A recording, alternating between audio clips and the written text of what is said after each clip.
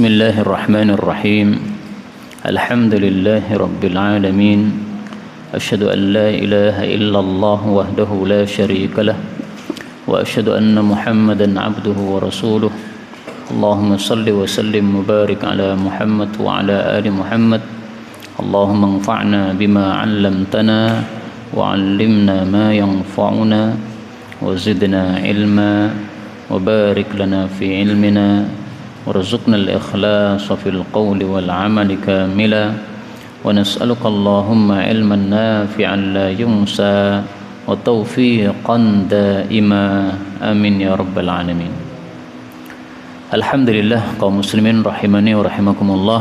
Kita lanjutkan pengajian 100 hadis tentang wanita dan kita sudah sampai pada hadis yang ke-61 halaman 22. Qala al-muallif hafizahullahu ta'ala wa nafa'ana bihi wa bi'ulumihi fid darain amin.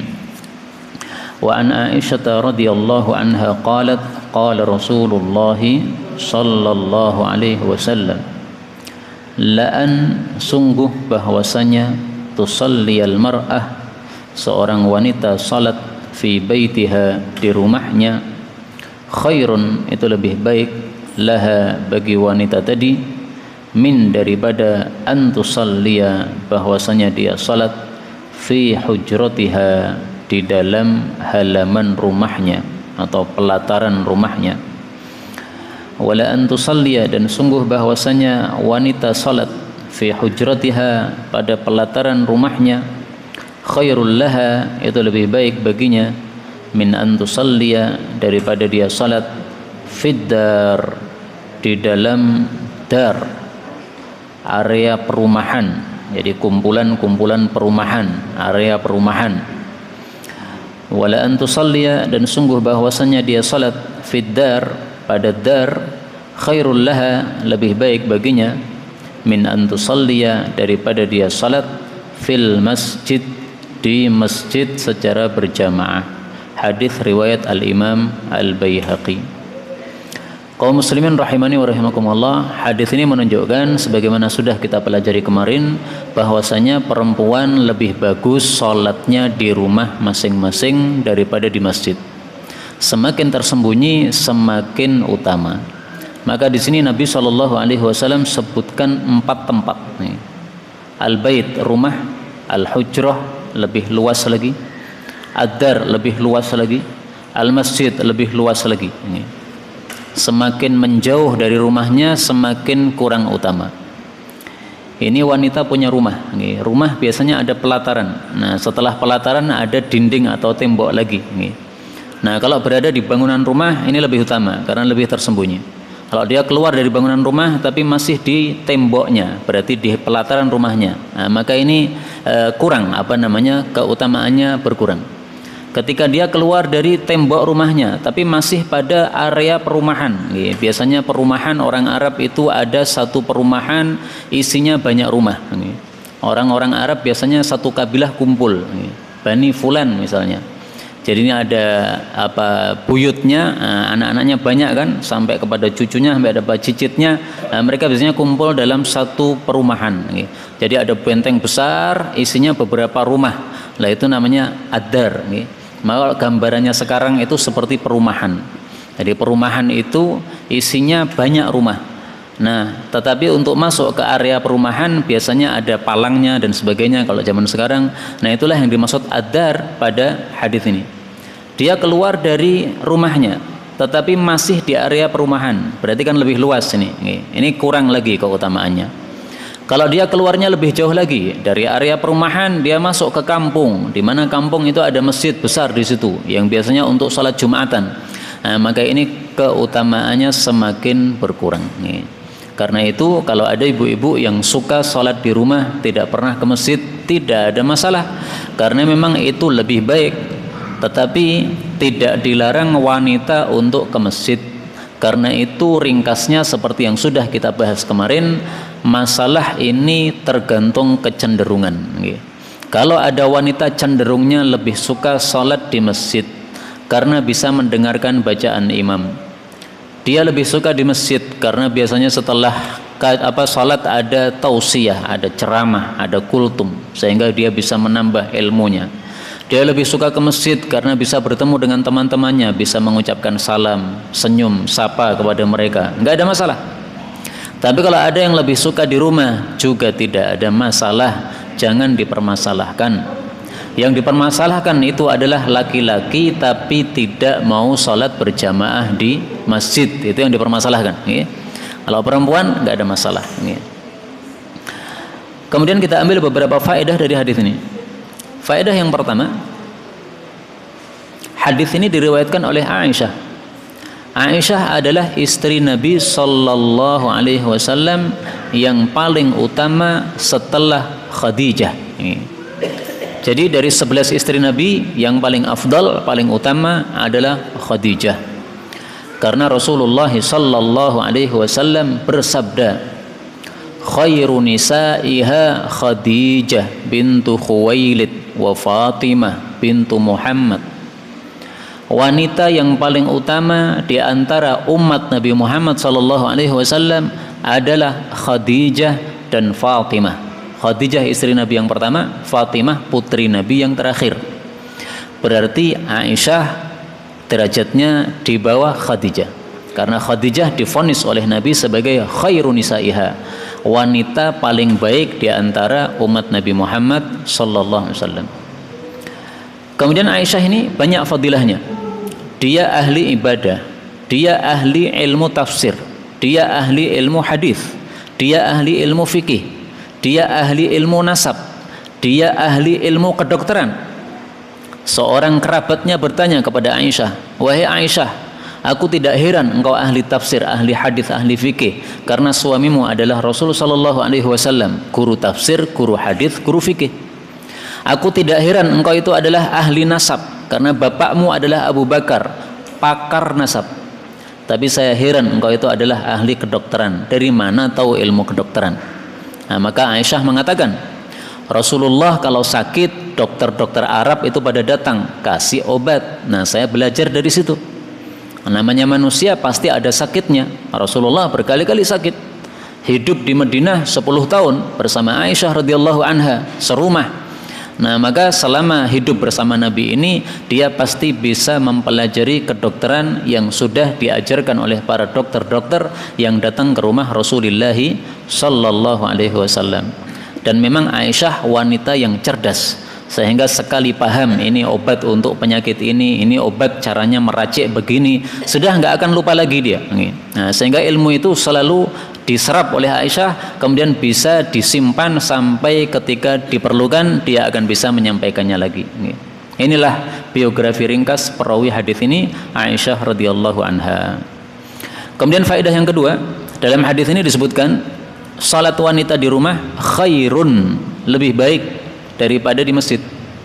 Apa yang dimaksud khairun, lebih baik di sini? Diperselisihkan oleh para ulama. Ada yang mengatakan khairun itu sama dengan afdal. Afdal itu sama dengan aktsar thawaban, lebih banyak pahalanya. Berarti menurut teori ini, salat wanita kalau di rumah pahalanya lebih besar daripada salat di masjid. Teori yang kedua, Al-Imam Ibnu Hazm atau yang lain, mereka mengatakan bahwasanya khairun, lebih baik, ini maksudnya bukan dari sisi pahala, tapi dari sisi aman dari fitnah. Wanita kalau keluar rumah, nah maka laki-laki akan melihatnya. Nah, ini berarti ada sisi tidak aman dari fitnah. Karena itu lebih baik sholat di rumah, ini maksudnya dari sisi aman dari fitnah. Dia tidak akan diperhatikan orang laki-laki, dia tidak akan dilihat oleh laki-laki, dan seterusnya. Sehingga hadis ini tidak bicara masalah pahala, tapi masalah aman dari fitnah.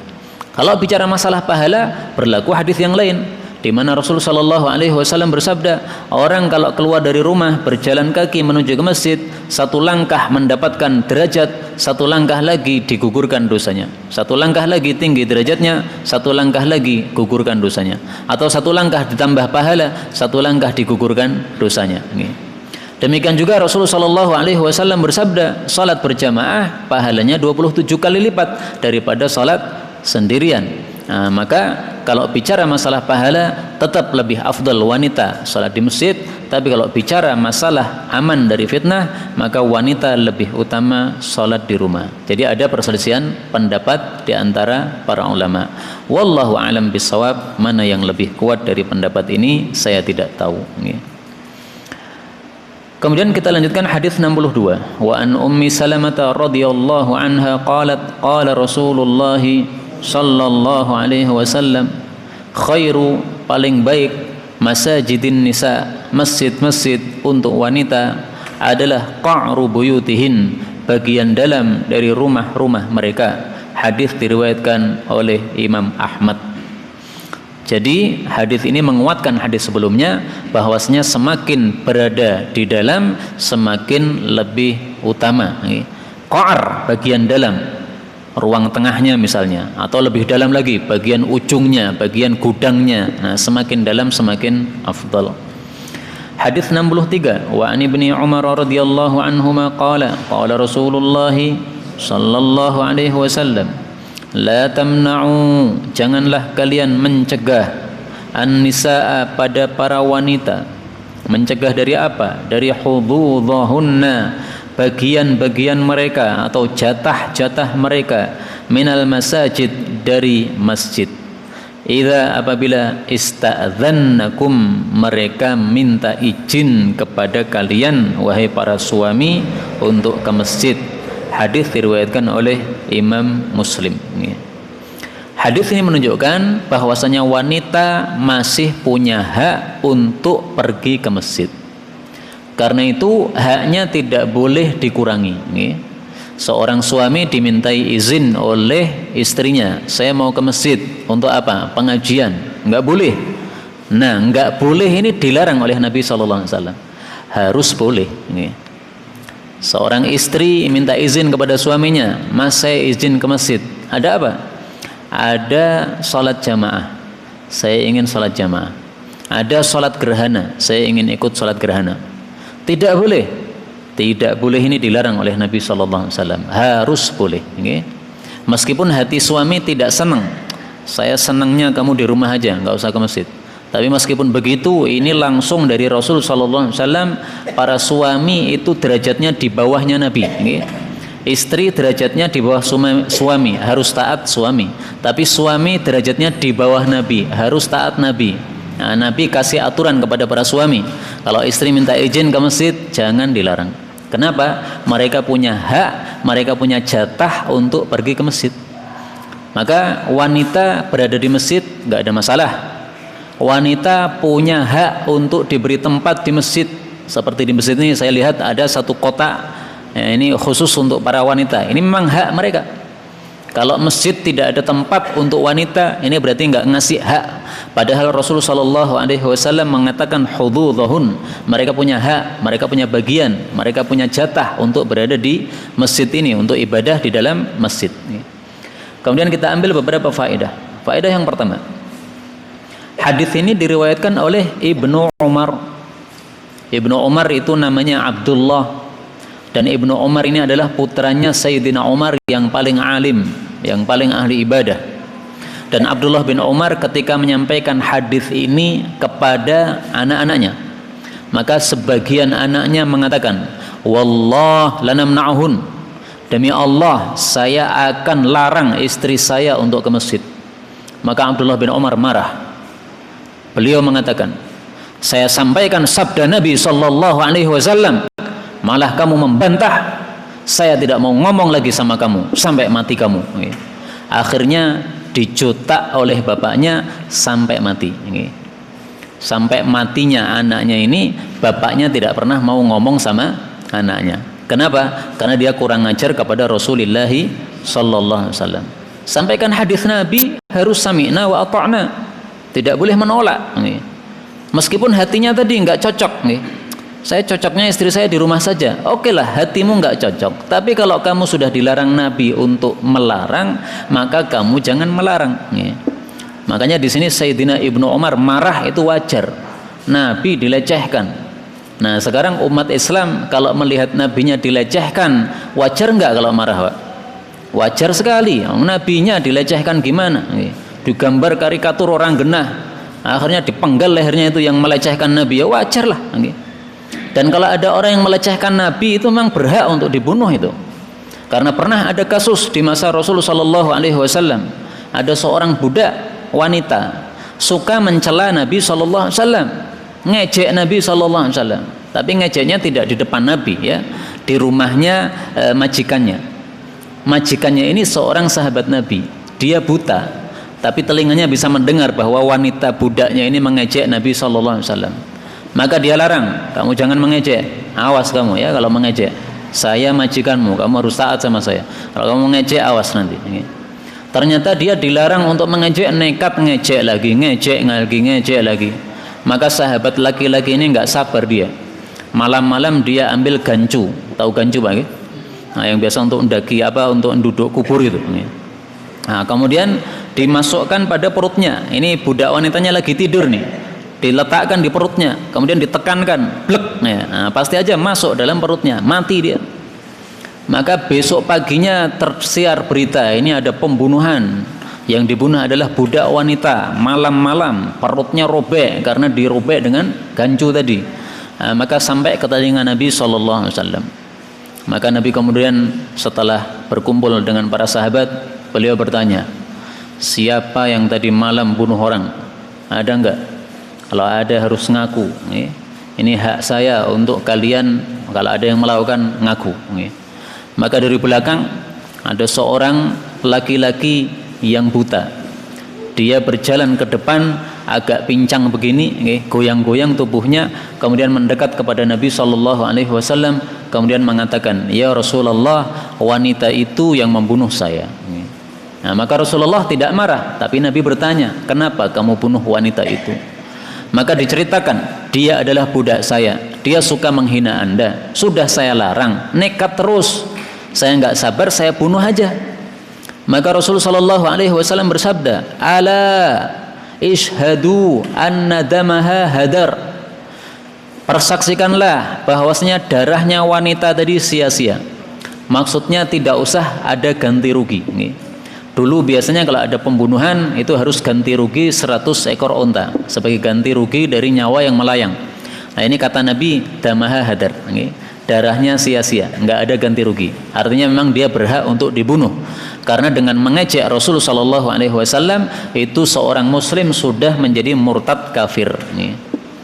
Jadi seandainya ada orang Muslim mengejek Nabi, maka saat itu juga dia langsung apa?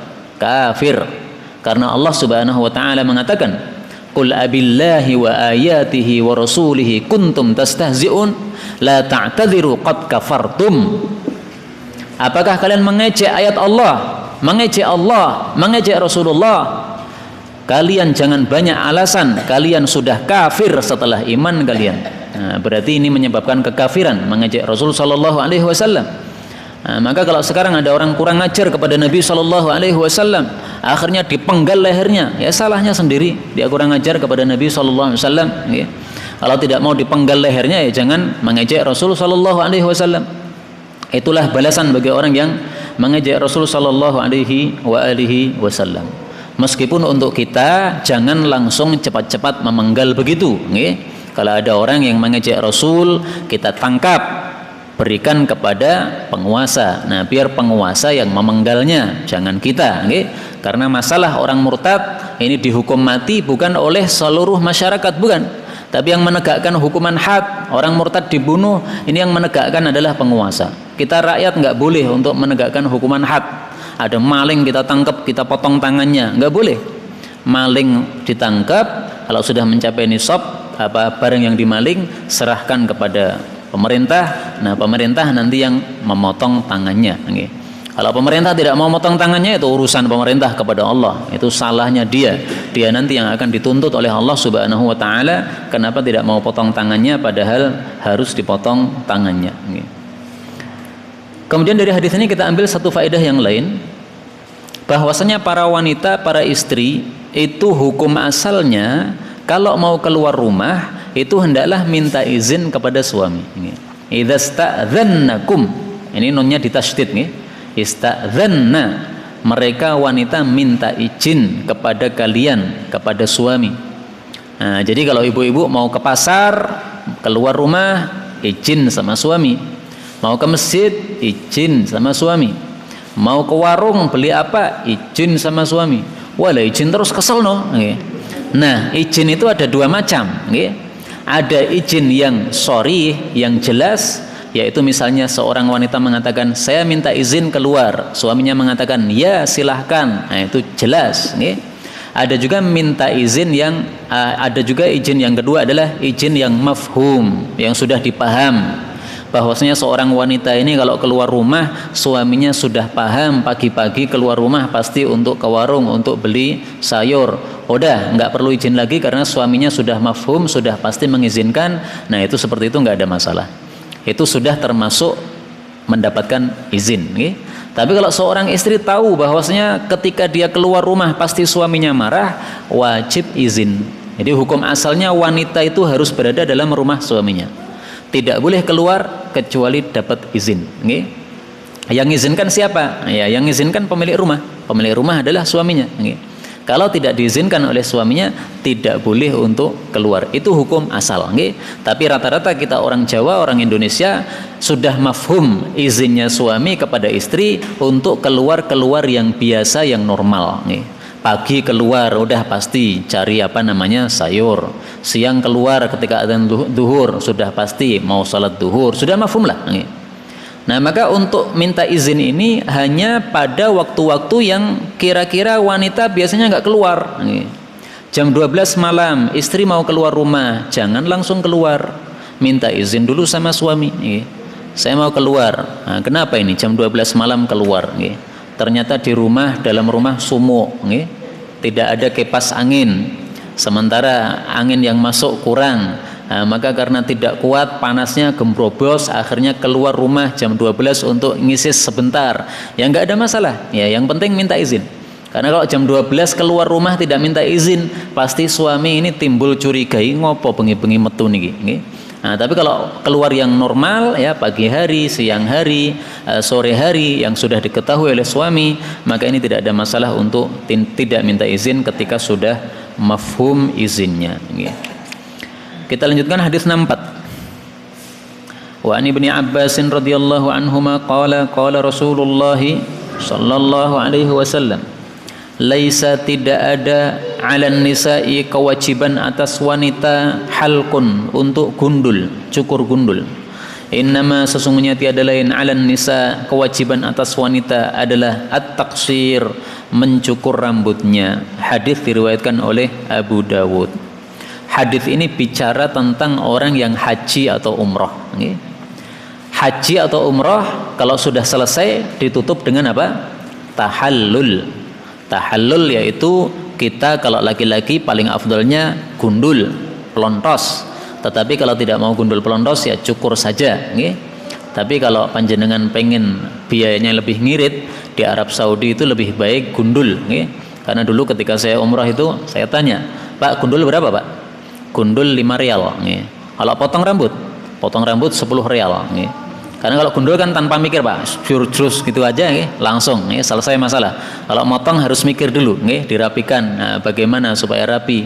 Nah, maka biayanya 2 kali lipat. Itu di Arab. Nah, kalau di Indonesia tampaknya sama aja. Gundul cukur kabeh 10 hewunan. Tayyib. Nah, untuk para wanita tidak boleh gundul. Di sini dikatakan laisa 'alan nisa, tidak ada keharusan untuk wanita untuk gundul. Bahkan bukan tidak ada keharusan, malah tidak boleh. Kenapa tidak boleh? Para ulama mengatakan wanita tidak boleh gundul karena gundul itu termasuk khususiyah para laki-laki. Jadi apa yang merupakan khususiyah, kekhususan khas para laki-laki, wanita tidak boleh melakukan. Apa yang merupakan khas bagi wanita, laki-laki tidak boleh melakukan. Misalnya apa? Apa yang khas untuk para wanita? Misalnya pakai rok. Nah, berarti pakai rok untuk laki-laki nggak boleh. Laki-laki pengen, wah kalau pakai celana kurang enak, enaknya longgar pakai rok. Nah, nggak boleh. Kalau mau longgar ya pakai sarung, bukan pakai rok.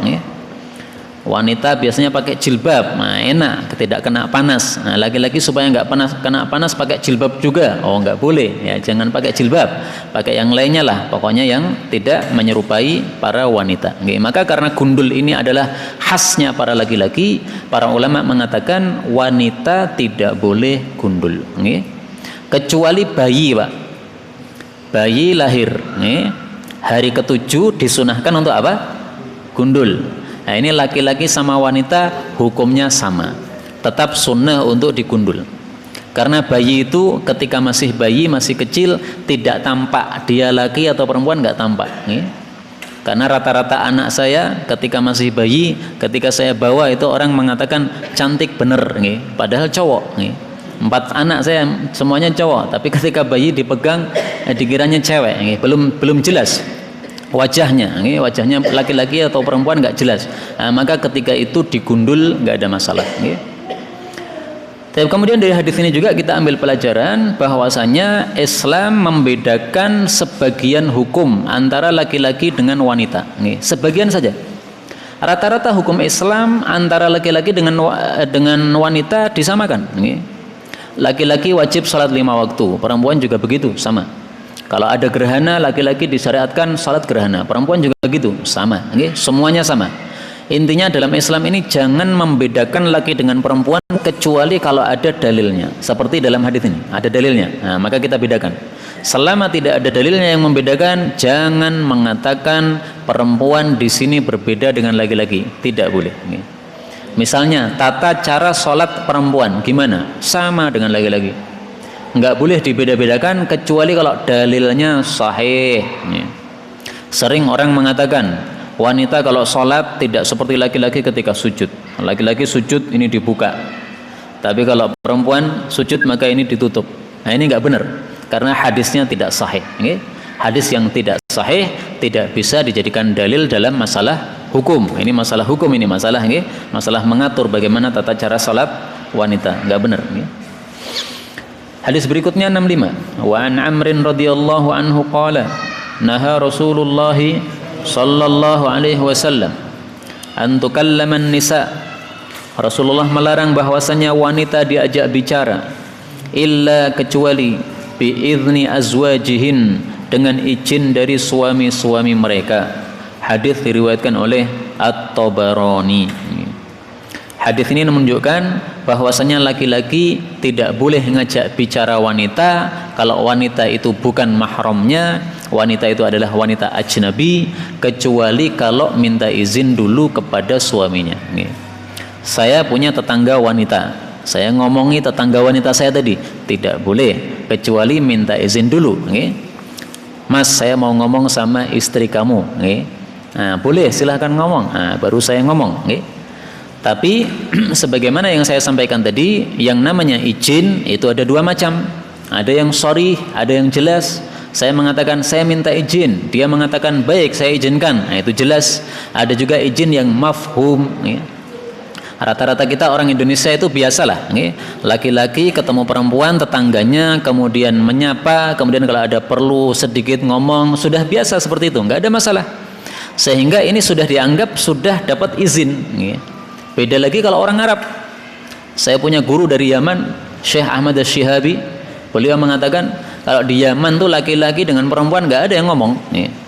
Kalau ada laki-laki ngajak ngomong perempuan padahal bukan mahramnya, bukan istrinya, itu dianggap gini, Pak.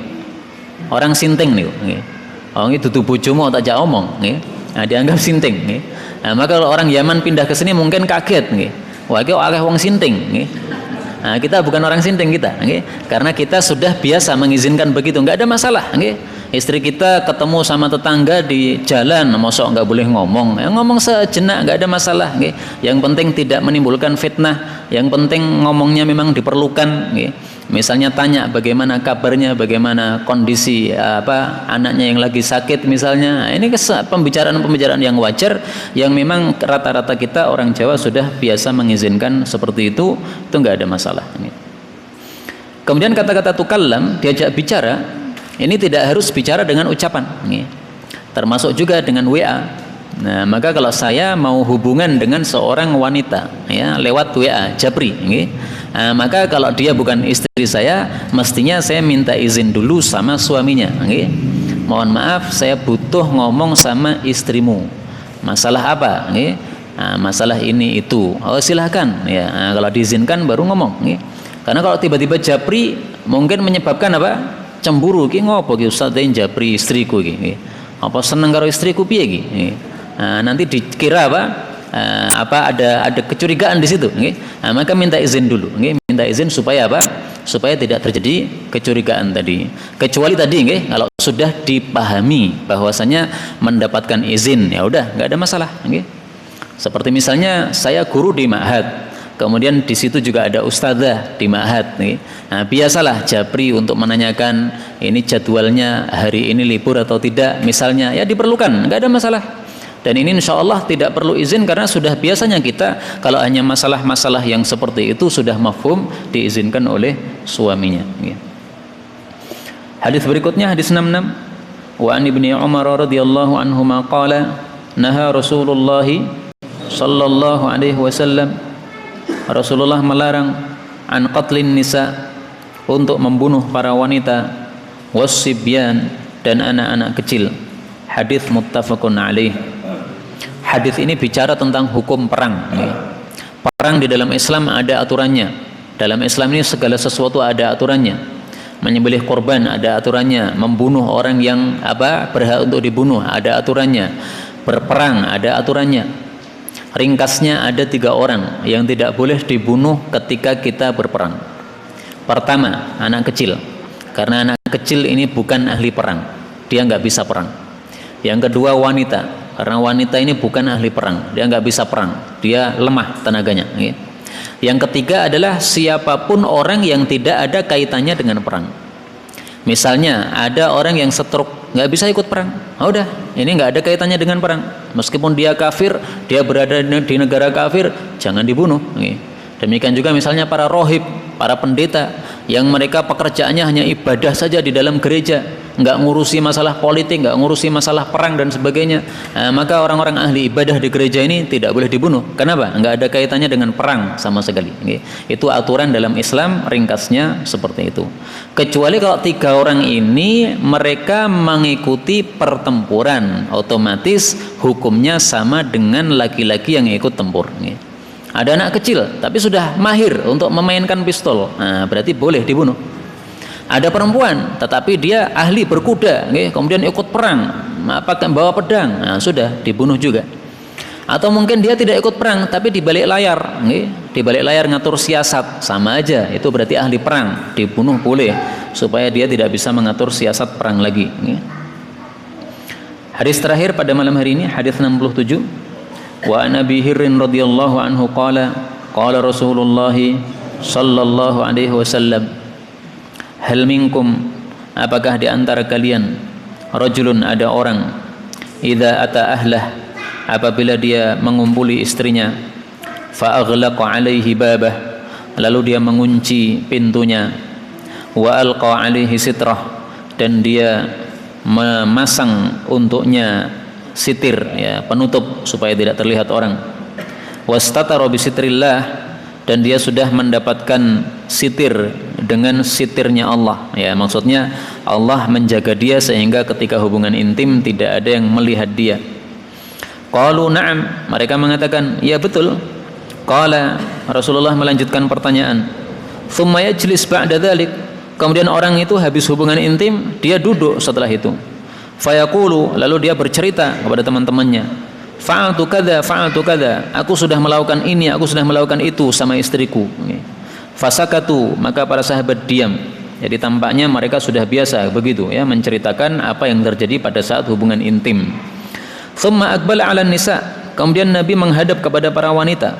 Faqala, maka Nabi juga bertanya, hal minkunna man tuhaddits, apakah di antara kalian wahai para wanita ada juga yang menceritakan seperti itu, ya, sudah hubungan intim sembunyi-sembunyi tapi nanti selesai kemudian cerita sama teman-temannya. Fasakatna, maka para wanita diam. Diam ini karena apa? Malu, karena apa? Mengaku bahwa melakukan hal itu. Fajathat, maka duduklah secara berlutut, fatatun seorang gadis, qu'abun yang dia remaja, ala ihda rukbataiha, duduk pada salah satu dari kedua lututnya. Nah, berarti duduknya begini. Nah, salah satu lututnya berdiri, salah satu lututnya untuk duduk. Wa tatawalat li Rasulillah sallallahu alaihi wasallam, dan dia meninggikan tubuhnya supaya dilihat Nabi. Nah, kayak begini, supaya terlihat oleh Nabi sallallahu alaihi wasallam. Liyaraha, supaya Nabi melihatnya, wa yasma' kalamaha, supaya Nabi mendengar suaranya. Faqalat, maka wanita ini mengatakan, ya Rasulullah, wahai Rasulullah, innahum la yuhaddithun, sungguh para laki-laki itu biasa ngobrolin masalah itu. Wa innahunna la yuhaddithna, dan sungguh para ibu-ibu ini juga ngobrolin masalah itu. Faqala, maka Rasulullah mengatakan, hal tadrun, apakah kalian tahu, ma mathalu dzalik, apa perumpamaan hal itu? Innama mathalu dzalik, sesungguhnya perumpamaan hal itu, mathalu syaitanatin, seperti seorang setan perempuan, laqiyat syaitanan, berjumpa dengan setan laki-laki. Berjumpa di mana? Fisikkah, di jalan Samartiyati misalnya. Faqadha hajatahu, lalu si laki-laki ini menunaikan hajatnya, maksudnya hubungan intim di pinggir jalan tadi. Wan nasu yanzuruna ilaihi, sementara orang-orang pada melihat kepadanya lagi hubungan intim di pinggir jalan. Hadis diriwayatkan oleh Al-Imam Abu Dawud. Jadi hadis ini menunjukkan bahwa hubungan intim suami istri tidak boleh dicerita-ceritakan. Suami istri mau hubungan intim itu kan sembunyi-sembunyi, Pak. Masuk kamar, lampu dimatikan, kunci pintunya supaya tidak ada anaknya yang masuk, kan ngoten nggih. Nah, sudah sembunyi-sembunyi kok habis itu diceritakan. Ini kan lucu. Ini kan sama dengan tidak sembunyi lagi. Itu sama dengan seseorang yang sedekah sembunyi-sembunyi, jam 12 masuk masjid sedekah sembunyi-sembunyi supaya nggak ada yang lihat, supaya pahalanya besar. Tapi besok pagi cerita, wah tadi malam saya itu jam 12 masuk masjid, saya sedekah sembunyi-sembunyi. Ora itu sembunyi-sembunyi niku. Sembunyi-sembunyi diceritakan. Jadi kalau sembunyi diceritakan itu sama dengan terang-terangan. Kalau ada orang sedekah sembunyi-sembunyi, lalu cerita-cerita, itu berarti sedekahnya sudah batal sembunyinya. Dia sedekahnya menjadi sedekah yang terang-terangan, maka pahalanya menjadi lebih sedikit. Nah, demikian juga masalah ini. Masalah yang sudah dilakukan secara sembunyi-sembunyi jangan diceritakan. Dulu adat orang-orang Arab suka menceritakan hal itu. Malam hari hubungan intim sama suaminya, kemudian besok pagi ketemu sama teman-temannya, ngurumpi, ngobrolin, wah tadi malam begini begitu, ya suami saya begini atau istri saya begini. Nah, seperti ini dilarang oleh Nabi SAW. Beliau menyerupakan itu seperti laki-laki ketemu perempuan di jalan, kemudian hubungan intim di jalan, sementara banyak orang-orang yang lewat, melihat semuanya. Nah, ini kata-kata syaitanah, setan perempuan. Laqiyat syaitanan, berjumpa dengan setan laki-laki. Ini dulu yang saya paham, itu adalah setan-setan yang kita kenal itu, jin itu. Jin laki-laki ketemu jin perempuan, hubungan intim di pinggir jalan, sementara orang-orang pada lihat. Itu dulu yang saya paham. Tapi kapan itu saya dikasih tahu oleh teman saya. Ada Ustaz manusia yang melakukan. Masa? Iya ada. Ya. Di mana? Katanya di alun-alun daerah Karanganyar situ.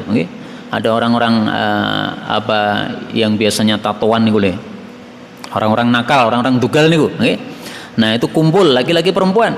Kemudian ada salah satunya perempuan merelakan diri. Ya, siapa yang mau silahkan. Nah, kemudian laki-lakinya ada yang mau. Jadi dia melakukan berdua di situ di pinggir jalan, mungkin di lapangan. Kemudian teman-temannya yang lain mengitari sambil melihat sambil sorak-sorak. Na'udzubillah. Nah, kalau begitu berarti yang dimaksud syaitanah ini bukan harus setan jin itu, bukan. Tapi ini manusia.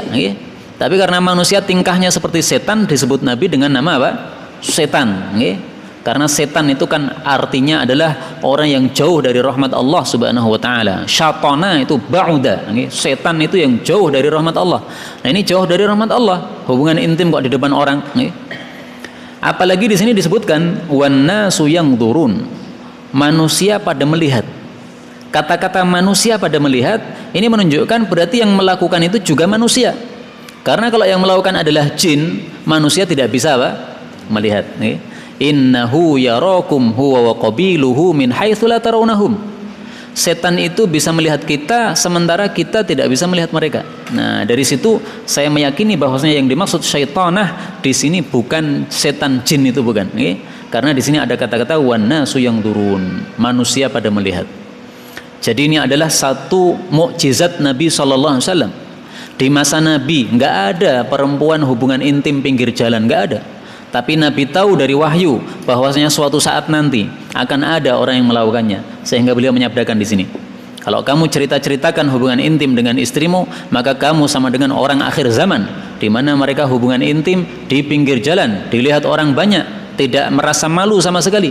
Nah, disebut syaitan oleh Rasulullah sallallahu alaihi wasallam. Apalagi kalau divideokan, Pak. Hubungan intim divideokan, kemudian disebar, naudzubillah, tidak boleh, haram, haram seperti itu. Nah, maka berhati-hati, kalau kita berada di tempat umum, misalnya di hotel dan sebagainya, berhati-hati. Saya merasa tidak aman kalau berada di hotel itu, karena saya nggak tahu ya hotel itu miliknya muslim atau kafir, kemudian mereka amanah atau tidak. Bisa jadi mereka pasang CCTV sehingga kita melakukan sesuatu terlihat. Nah, naudzubillah. Nah, maka berhati-hati kalau berada di hotel ini. Kalau memang mereka pasang CCTV bisa melihat kita, nah, kita telanjang terlihat oleh mereka. Naudzubillahi min syarri dzalik.